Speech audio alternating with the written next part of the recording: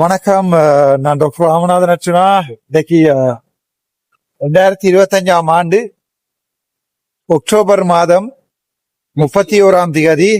இந்த வீடியோ எது தொடர்பான என்றால், எங்களுடைய பாராளுமன்றத்துல இன்றைய தினம் நடந்த மீட்டிங் தொடர்பானது. என்னடா அவன் ஜெனீவாவில இருந்து பாராளுமன்றத்துல நடந்த மீட்டிங் தொடர்பாக போடுறானே வீடியோ கண்டெல்லாம் நீங்க யோசிப்பீங்கள். சோ விஷயத்த விளக்கமா சொல்றேன். நான் அதுல பதிவொன்றையும் விட்டுருந்தேன்னா அதை தெளிவா பார்த்திருப்பீங்கள். ஒரு சில சமூக ஊடகங்கள் பிழையாக கூட அந்த வீடியோவை போட்டிருந்தது. இது எது தொடர்பானன்றதை நாங்க பார்ப்போம். இந்த வீடியோ எது தொடர்பான என்றால், இன்றைய தினம் பாராளுமன்றத்தில் நடந்த மீட்டிங் தொடர்பாக பாராளுமன்ற உறுப்பினர்களுடைய என்ன சொல்றது, பாராளுமன்ற உறுப்பினர்களுடைய பாதுகாப்பு தொடர்பாக ஐஜிபி அவர்களோட நடந்த மீட்டிங் தொடர்பாக தான் உங்களோட கதைக்க போறேன். சோ விஷயத்துக்கு வருவோம். இது என்னன்றத பார்ப்போம். என்னென்றால், நேற்றைய தினம் எனக்கு எங்க வாட்ஸ்அப்ல ஒரு மெசேஜ் ஒன்று வந்திருந்தது. அதாவது என்ன சொல்றது, ஐஜிபியோட ஒரு மீட்டிங் ஒன்று இருக்கிறபடியா நாளைய தினம் பாராளுமன்றத்துக்கு வர சொல்லி ஒரு வாட்ஸ்அப்ல மெசேஜ் ஒன்று வந்திருந்தது, அந்த குரூப்ல இருந்தபடியா. சோ அது பிறகு நான் பாராளுமன்றத்துல எதிர்கட்சி தலைவருடைய ஆபீஸுக்கு அடிச்சு கதைச்சினேன். அப்ப நான் சொன்னேன், நான் ஜெனீவாவில் நிற்கிறேன், ஜெனீவாவில் நின்று கொண்டு என்னால இயலாது, அங்க வாரத்துக்கு மீட்டிங் வர முடியாது. சோ நீங்கள் நான் சூம்ல ஜாயின் பண்ணுவதற்குரிய ஆயத்தங்களை செய்து தர சொல்லி கேட்டிருந்தேன். அப்ப அவ சொல்லிச்சுன்னா, ஓகே அப்படி என்றால் நீங்கள் ஜூம்ல ஜாயின் பண்றதுக்குரிய இதுல விடிய காலமா 4 மணிக்கு இங்கத்த டைமுக்கு, ஸ்வீடன் டைமுக்கு சுவிட்சர்லாந்து டைமுக்கு 4 மணிக்கு நீங்கள் தயாராகுங்கோ என்று சொல்லிச்சுனா. அப்ப நான் சொன்னேன், சரி ஓகே. விடிய காலம் இங்க 3:30க்கு எழும்பி இருந்து ஜூம் மீட்டிங் அங்க சரியாக 10 என்ன கவலை என்ன, நான் அந்த வீடியோல பார்த்து கொண்டதுன்னா எனக்கு ஸ்கிரீன் ரெக்கார்ட் பண்ணக்கூடிய இருந்தது. அவை ஸ்கிரீன் ரெக்கார்ட் பண்ணி வச்சிருக்கிறேன். நான் அதுல ஜூம்ல நடந்த ஸ்கிரீன் ரெக்கார்ட் பண்றதுல ஒரு பிரச்சனையும் இல்லை தானே, அது என்னுடைய தனிப்பட்ட உரிமை. சோ அதுல பெரும் காமெடின்னா 10 மணிக்கு தான் அந்த மீட்டிங் அரேஞ்ச் பண்ணப்பட்டிருந்தது. கதாநாயகத்தும் அல்லது சபாநாயகர் வந்தது அந்த மீட்டிங் கிட்டத்தட்ட எத்தனை மணின்னு பாத்தீங்கன்னா, எத்தனை மணிக்கு ஐயா நினைக்கிறீங்க? ஆள் வந்தது கிட்டத்தட்ட 10:30. சோ அதுல ஒரு 15 நிமிஷம் இவர் பிந்தி வந்துட்டார் ஒரு அடிபாடு. அது பிறகு அவர் தனக்கு 1000 வேலை இருக்கு, எனக்கு நீங்க ஓட பண்ணலாம் என்ற அடிபாடு. அப்படி மாறி மாறி நடந்து கொண்டது. மறுபடியும் பாராளுமன்ற கதையில உங்களுக்கு போட்டு விளங்கப்படுத்துறதுக்கு ஆரம்பிச்சிட்டேன். சரிதானே? சோ அடிபட்டு முடிய நான் இப்ப சூழ்நிலை இதை பார்த்து கொண்டு விடிய கால பல்லு எல்லாம் இடிக்க இங்க இருந்து அந்த அவர்களுடைய சண்டையை பாதி கொண்டிருக்கிற. சரிதானே? சோ அதுக்கு பிறகு எங்களுடைய சஜித் பிரேமதாஸ் அவர்கள் ஒரு கிட்டத்தட்ட ஒரு 5 நிமிடங்கள் தொடக்கம் 10 நிமிடங்கள் கூட்ட காலப்பகுதியில் சஜித் பிரேமதாஸ் அவர்களோட கதைச்சு எங்களுடைய பாராளுமன்ற உறுப்பினர்களுடைய பாதுகாப்பு சம்பந்தமாக ஒரு பெரிய கன்சர்ன் இருக்குது என்பதன் அடிப்படையில சஜித் பிரேமதாஸ் அவர்கள் சொல்லும்போது என்னென்றால், உண்மையாகவே எங்கண்ட இந்த பாத்தீங்கன்னா தெரியும், எங்களுடைய பாதுகாப்பு, அதாவது 225 பாராளுமன்ற உறுப்பினருடைய பாதுகாப்புக்கு பொறுப்பா இருக்க வேண்டிய ஸ்பீக்கர். சோ ஸ்பீக்கர் அதுக்கு பிறகு கதைச்சிட்டு சொல்றார், தனக்கு பாதுகாப்பு தொடர்பாக வந்த கடிதங்கள் எல்லாத்தையும் தான் ஐஜிபிக்கு ஃபோர்வர்ட் பண்ணிருக்கிறேன், ஆகவே தன்னுடைய கடமை முடிஞ்சது என்று ஸ்பீக்கர் சொல்றார்.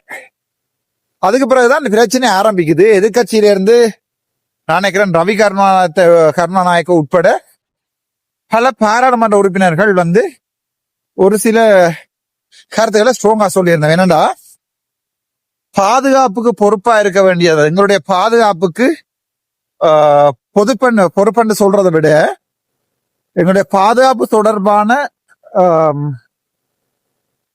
என்ன சொல்றது, சகல முடிவுகளையும் எடுக்க வேண்டியது சபாநாயகர். சபாநாயகர் சொல்லலாது எங்களுக்கு தான் வந்த கடிதத்தை போஸ்ட் ஆபீஸ் வேலை வாக்கில அதாவது தான் வந்த கடிதத்தை அங்க அனுப்பிட்டேன், அதோட தன் வேலை முடிஞ்சு என்று சொல்லி யார் சொல்லலாது? சபாநாயகர் சொல்லலாது. சரிதானே? சோ சபாநாயகர் வந்து இப்ப உங்களை பாத்தீங்கன்னா தெரியும், சாணக்கியனுக்கு 3-4 பாதுகாப்பு கொடுத்துருக்கான்னு நினைக்கிறேன். அதே நேரத்துல ஸ்ரீதரன் ஐயாக்கு 2-3 பாதுகாப்பு கொடுத்துருக்கு. ஆனா அதே கிளிநொச்சி மாவட்ட பாராளுமன்ற உறுப்பினர், கிளிநொச்சி யாழ்ப்பாணம் நான் தான், எனக்கு பாதுகாப்பு இல்லை. இப்ப எனக்கு என்ன பாதுகாத்து கூட தெரியும், சுடுறவன் சுடு, எனக்கு அது பிரச்சனை இல்லை. அப்படித்தான் சுட்டு சாரனா தமிழ்நாடு சுடுவேன், தமிழ்நாடு சாவேன், சிங்களா சொல்ல மாட்டானே. சரிதானே? அது வேற பிரச்சனை. ஆனா என்னென்றால் சரியான கவலையா இருந்தது. அப்ப எதிர்கட்சியில இருந்து சகல பாராளுமன்ற முஸ்லீம் தமிழ் பாராளுமன்ற உறுப்பினர்கள் இல்லாட்ட குரலும் கேட்டது. வீடியோ வந்து போக்கஸ் பண்ணி கொண்டிருக்கு இவரெல்லாம் மட்டும்தான். யாரு? ஐஜிபியையும் அது பிறகு பாத்தீங்கன்னு சொன்னால் எங்களோட சபாநாயகரையும் தான் வீடியோ போக்கஸ் பண்ணி கொண்டிருக்கு. அவனா சரி என்று போட்டு பார்த்து கொண்டிருக்கேன். அப்ப திருப்பி மெசேஜ் போட்டேன். ஏன்னா நான் சூம்ல தானே பார்த்து கொண்டிருக்கேன், நான் கத்துறது இவங்களுக்கு கேட்காது, லேப்டாப்புக்குள்ளால வெளியே போகாது. சோ நான் கதைக்க வேணும் என்று கதைக்க அவர் சபாநாயகர் சொன்னார். ஓகே, அர்ச்சனா மந்திரத்துமா இருக்கிற சூம்ல அவர் கதைக்க வேணுமா என்றவன் நான் சொன்னேன், சபாநாயகர் அவர்களே எனக்கு வந்து அவர் சொன்னார் வந்து என்னென்றால் சபாநாயகருடைய கதை என்னண்டா, அரசாங்கம் அதாவது வந்து ஐஜிபி சொல்றார், அரசாங்கம் முடிவெடுத்திருக்குதாம். ஓகே, அரசாங்கம் முடிவெடுத்திருக்குதாம் பாதுகாப்ப கொடுக்கறதா இல்லையான்றத தீர்மானத்தை வந்து அரசாங்கம் தான் எடுத்திருக்கான். அது அரசாங்கத்தின் பொலிசி டிசிஷனாம், அதாவது வந்து பொலிசி முடிவாம். என்ன பாத்தீங்கன்னா பாதுகாப்பு கொடுக்கறதா இல்லை என்பது தொடர்பாக அரசாங்கத்தினுடைய பொலிசி முடிவாம். அதுல ஸ்பீக்கர் தலையிட மாட்டாராம். சரிதானே? பாத்தீங்கன்னா தெரியும், அதுல வந்து ஸ்பீக்கர் தான் தலையிட மாட்டாராம் சொல்றேன். ஸ்பீக்கருக்கு அப்படி சொல்லல, அதான் பிரச்சனை. சரிதானே? ஸ்பீக்கருக்கு அந்த மாதிரியான கருத்தொன்றை தெரிவிக்க இல்லாத. ஏனென்றா ஸ்பீக்கர் தான் பாராளுமன்றத்தில் எங்களுடைய பாதுகாப்புக்கு பொறுப்பு, அவர் தான் பதில் சொல்லும். அப்ப அதன்போது நான் சொன்னான், எனக்கு பிரச்சனை இருக்கிறதே ஸ்பீக்கரால தான். என்னுடைய பாதுகாப்பை வந்து ஒழுங்கா அரேஞ்ச் பண்ணி தராததே ஸ்பீக்கர் தான். 2வது, எந்த போலீஸ பாதுகாப்புன்னு கேட்கறீங்களோ அந்த போலீஸ் தான் எனக்கே பிரச்சனை. எனக்கு மட்டுமில்ல, வடக்கு மாநிலத்தில் இருக்க சகல தமிழ் மக்களுக்கும் இங்க பிரச்சனையா இருக்கிறது வந்து முக்கியமான பிரச்சனை போலீஸ். சோ நான் சொன்னேன், போலீஸ் தான் அதுல மிகப்பெரிய பிரச்சனையா இருக்கணும், நாங்கள் இல்லை. சோ எந்த போலீஸ்காரர்கிட்ட போய் நாங்கள் பாதுகாப்பு கேட்கிறோம்? எனக்கு போட்ட வழக்குகள்ல இருந்து, எனக்கு போட்ட வந்த பொய் வழக்குகள்ல இருந்து முழு வழக்கல் முழுக்க போடப்பட்டது போலீஸால. சோ போலீஸ் அதே வழக்குகளை போட்டுட்டு என்னென்ன எனக்கு பாதுகாப்பு தருமண்டு நான் எதிர்பார்க்கிறது என்று கதாநாயகர்கிட்ட கேட்கல. அவர் இன்னைக்கு ஜூம் மீட்டிங்ல கேட்க, ஓகே அது இவருடைய பிரச்சனை, நாங்கள் கதைக்க மாட்டோம் என்று திருப்பியும் மைக் ஆஃப் பண்ணிட்டார். அவர் நான் இங்க ஜூம்ல இருந்து காய்ச்சி கொண்டிருக்கிறேன், மைக் ஆஃப் பண்ணிட்டார். அப்ப நான் ஸ்பீக்கருக்கு தெளிவா சொன்னான், நீங்கள் ஆடுற இந்த கூத்துண்ட பலன் நீங்கள் விரைவில் அனுபவிப்பீங்கள். என்னண்டா நான் இங்க தெளிவா சொன்னேன், நான் இங்க சர்வதேச பாராளுமன்றத்துல இந்த பார்லிமெண்ட் யூனியன்ல ஓகே ஸ்பீக்கர் தொடர்பாக கம்ப்ளைண்ட் பண்ணி இருக்கிறேன். ஆகவே அந்த கம்ப்ளைண்ட் எடுபடத்தான் போகுது. இல்ல ஸ்பீக்கர் விரும்பியோ இல்லையோ அந்த கம்ப்ளைண்ட் எடுபட போகுது. எடுபடுகிற நேரத்தில் அவர் அதுக்கு பதில் சொல்ல வேண்டியிருக்கு. நான் சொல்ல தேவையில்லை தானே.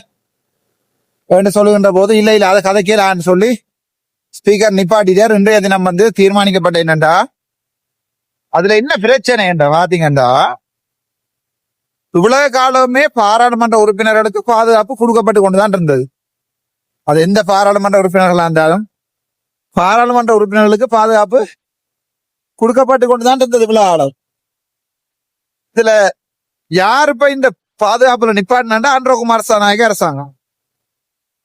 ஆனா ஜனாதிபதியின் பாதுகாப்புகள் எல்லாம் அப்படியே இருக்கு, அதுல எந்த மாற்றங்களும் இல்லை, நடக்கல. ஜனாதிபதியின் பாதுகாப்பு அப்படியே இருக்குது. அதே நேரத்துல பாத்தீங்கன்னு சொன்னால் பிரதமருடைய பாதுகாப்பு அதை விட கூடப்பட்டிருக்கு.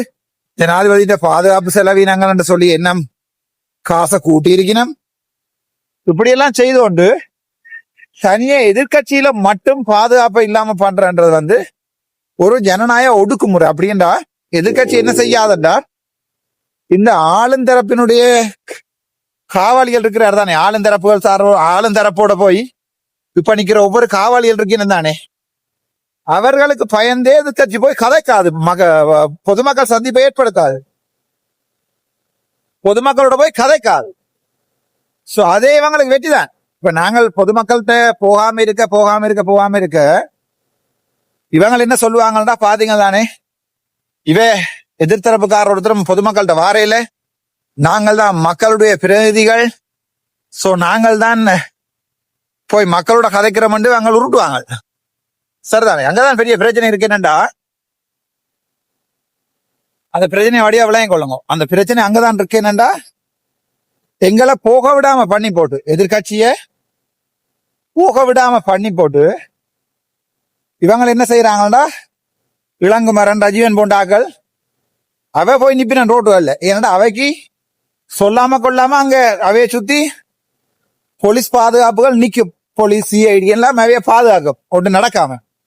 மற்றது நாங்கள் எங்களை காவலியல்ல தானேடாப்பா இவங்கள்ட்ட போய் அடிக்கிறதுக்கு, இளங்குமரன் ஆக்களுக்கும் ரஜீவன் ஆக்களுக்கும் ஆக்களை கத்திய வச்சு குத்துறதுக்கு நாங்கள் ஒன்றும் காவலியல்ல தானே.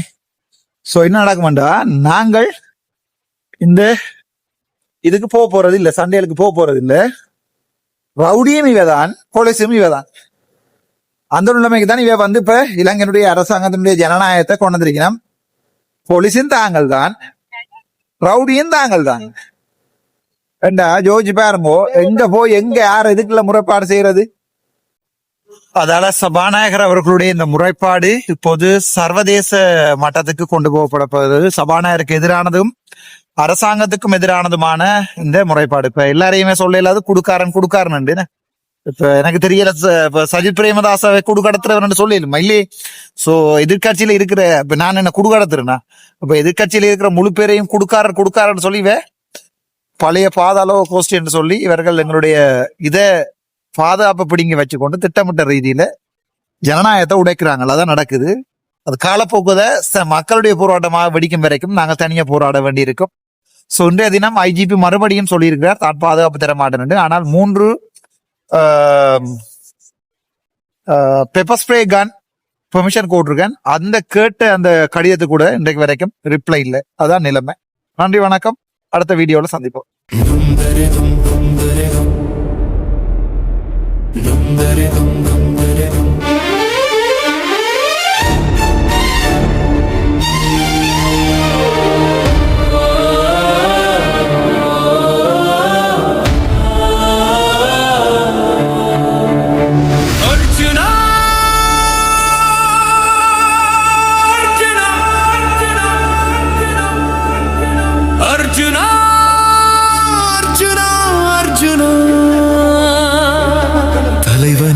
பிள்ளை நீயடா, தமிழரின் நம்பிக்கை நீயடா, மக்களின் நெஞ்சில் நின்றவன் நீயடா. அர்ஜுனா அர்ஜுனா அர்ஜுனா அர்ஜுனா, தலைவனின் பிள்ளை நீயடா. உன் குரலில் இரத்தம் கொதிக்குது, நீதியை நிமிருது. மக்கள் துன்பம் சொன்னா நீயே தீர்வடா, நிமிர்ந்து நிற்கும் தமிழன் உன் ரத்தத்தில் தீயடா. மக்களுக்காக வைத்தியம் செய்தவன், பல பைத்தியங்களுக்கு வைத்தியம் செய்ய அரசியல் வந்தா. அந்த நிமிடம் தொடங்கி புலி கத்தி எழுந்தது.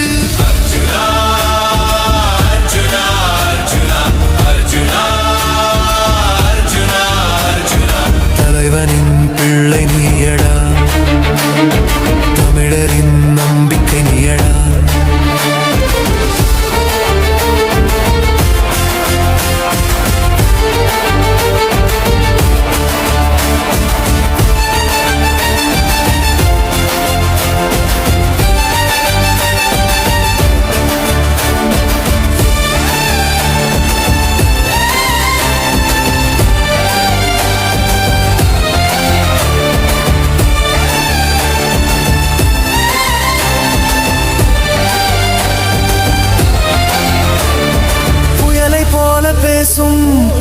போல ஏறும் மக்களின் சத்தம் நீயடா.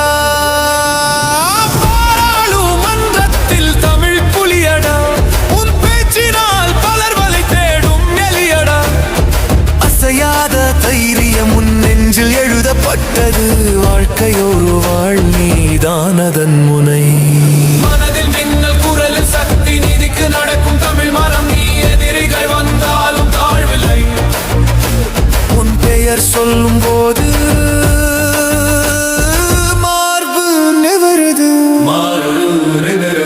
மரணத்திற்காக பயந்தவர் மத்தியில் உன் பேச்சால் மக்கள் நம்பிக்கை கண்டான். உன்மேல் வந்த பழியடா, அது வந்து பறந்தது தூசடா.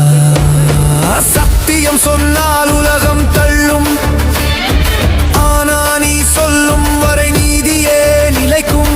நீதான் ஒளி, நீதான் வழி, தமிழனின் இதயத்தில் தீ மூட்டும் கழுகு நீ. அர்ஜுனா, அர்ஜுனா, அர்ஜுனா, அர்ஜுனா, அர்ஜுனா, அர்ஜுனா. தலைவனின் பிள்ளை நீ.